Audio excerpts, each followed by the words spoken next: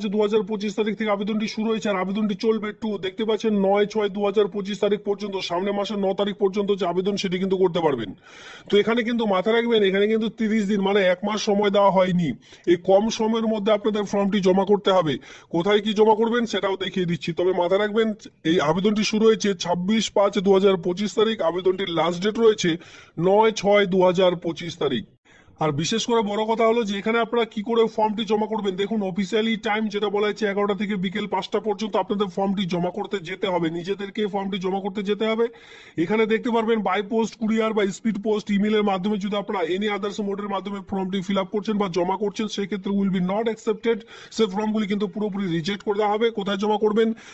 MGNREG এর যে room রয়েছে সেই রুমে গিয়ে আপনাদের কিন্তু জমা করতে হবে। কোথায়? ব্লক অফিসে গিয়ে ফর্মটি জমা করতে হবে।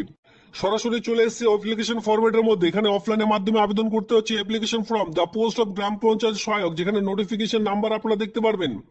এবার এখানে বলা হয়েছে যে আবেদনটি শুরু হয়েছে 26/5/2025 তারিখে, ভিডিও শুরুতে বলে দিয়েছি। এখানে দেখতে পারবেন fill the application in capital letter only, বাকি যে সকল সমস্ত রকম ফিল করবেন ফর্মটির মধ্যে সকল সমস্ত রকম ক্যাপিটাল লেটার মানে বড় হাতেরই ফিল আপ করবার চেষ্টা করবেন। সেই ক্ষেত্রে আপনার ফর্মটি কোনো মতে রিজেক্ট হওয়ার চান্স মানে 90% আপনাদের রিজেক্ট হওয়ার চান্স কিন্তু থাকে না, ঠিক আছে, অ্যাপ্রুভ হয়ে যায়। নেম অফ দ্য ক্যান্ডিডেট এখানে দেখতে পাচ্ছেন আপনার নাম বসিয়ে দিলেন। এরপরে ফাদার্স, বিবাহিত মহিলাদের ক্ষেত্রে বিশেষ করে হাজবেন্ডের নাম অথবা ফাদার্স নেমও বসাতে পারেন। ডেট অফ বার্থ যেটা রয়েছে মাধ্যমিক পাশের অ্যাডমিট কার্ড অনুযায়ী ডেট, মান্থ, ইয়ার একে করে আপনারা এখানে বসিয়ে দিবেন, ঘর অলরেডি রাখা রয়েছে। এরপরে ন্যাশনালিটি বসাতে হবে আপনাদের ইন্ডিয়ান, জেন্ডার যারা মেল মেল লিখবেন, যারা ফিমেল ফিমেল লিখবেন, কারণ মেল ফিমেল উভয়ের জন্য পোস্ট হয়েছে। জেন্ডার বলে দিয়েছি। এরপর রেসিডেন্সিয়াল অ্যাড্রেস যেখানে আপনাদের ভিলেজ, দেখুন এখানে বলা হচ্ছে village, post office, police station, district, এরপরে পিনকোড নাম্বার। প্রত্যেকটি ভিডিওতে আমি বলে থাকি যেখানেই আপনারা এই ফিল্ডগুলি করবেন অ্যাড্রেস, তখন কিন্তু আপনারা পুরো অ্যাড্রেস দেওয়ার চেষ্টা করবেন পিনকোড নাম্বার পর্যন্ত। সেক্ষেত্রে পার্মানেন্ট অ্যাড্রেসের জন্য যেহেতু এখানে বক্স রাখা রয়েছে প্রত্যেকটি কিন্তু ফিল করতে হবে। যদি স্যামও হয় ডু এখানে ভুল করেও লিখবেন না। এখানে কিন্তু যে সকল ভিলেজের জায়গায় আবার পুনরায় কিন্তু আপনাদের টাইপিং করতে হবে, ভিলেজ হলে ভিলেজ, ডিস্ট্রিক্ট, পিনকোড নাম্বার পুনরায় কিন্তু আপনারা লিখবেন। খুবই গুরুত্বপূর্ণ অফলাইনে ফরম্যাটের জন্য সেটা হচ্ছে কন্ট্যাক্ট নাম্বার এবং ইমেল আইডি, এই দুটো কিন্তু পরিষ্কারভাবে বসানোর চেষ্টা করবেন। কন্ট্যাক্ট নাম্বার যেটা আপনার কাছে রয়েছে সেই সকল ফোন ইউজ করবেন নাম্বার। ইপিং নাম্বার আপনার কাছে যে ভোটার কার্ড রয়েছে সেই ভোটার কার্ড এখানে বসাতে হবে। যাদের কাছে ভোটার কার্ড নেই তারা কিন্তু এখানে আবেদন করতে পারবেন না। সেক্ষেত্রে ভোটার কার্ড অনুযায়ী যে কোনো একটি ডকুমেন্টস কিন্তু এখানে আপনাদের বসাতে হবে, মানে রেসিডেন্সিয়াল প্রুফ হিসাবে এখানে ভোটার কার্ড নাম্বারটাই চাওয়া হয়েছে।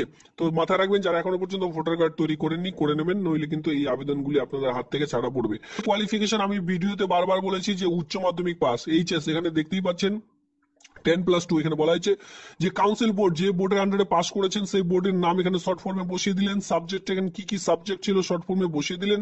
অপশনাল সাবজেক্ট, এই যে 6খানা সাবজেক্ট থাকে উচ্চ মাধ্যমিকে তার মধ্যে একটি অপশনাল থেকে থাকে, সেই অপশনাল সাবজেক্টের নাম এখানে বসাতে বলা হয়েছে। এরপর total mark obtained in subject, এখানে বলা হয়েছে mark obtained without optional subject, এখানে বলা হয়েছে আপনার টোটাল কতর মধ্যে পরীক্ষা ছিল, যদি 500 হয় 500-500-র মধ্যে আপনি কত পেয়েছেন। এরপরে মার্ক অবটেন্ড ফিজিক্যাল ইন ম্যাথমেটিক্সে যদি আপনাদের থেকে থাকে সাবজেক্ট সেক্ষেত্রে কত পেয়েছেন। এরপর ইয়ারও পাসিং কত সালে আপনি পাস করেছেন সেই সকল আপনারা বসিয়ে দিলেন। কম্পিউটার নলেজ, অবশ্যই কম্পিউটার নলেজ বাধ্যতামূলক। নেম অফ দ্য কোর্স, যে কোর্সটি করেছেন, নেম অফ দ্য ইনস্টিটিউট, যে ইনস্টিটিউটের আন্ডারে আপনি কম্পিউটার কোর্সটি করেছেন তার নাম। এরপরে ডিউরেশন অফ কোর্স, এখানে কতদিনের কোর্সটি করেছেন, 6 মান্থ নাকি 1 ইয়ার সেটা বসাবেন। ইয়ার অফ কমপ্লিশন, সেটি কমপ্লিট করেছেন নাকি এফিয়ারিং মানে চলছে, সেই সকল কিন্তু আপনি এখানে বসিয়ে দিলেন, ঠিক আছে।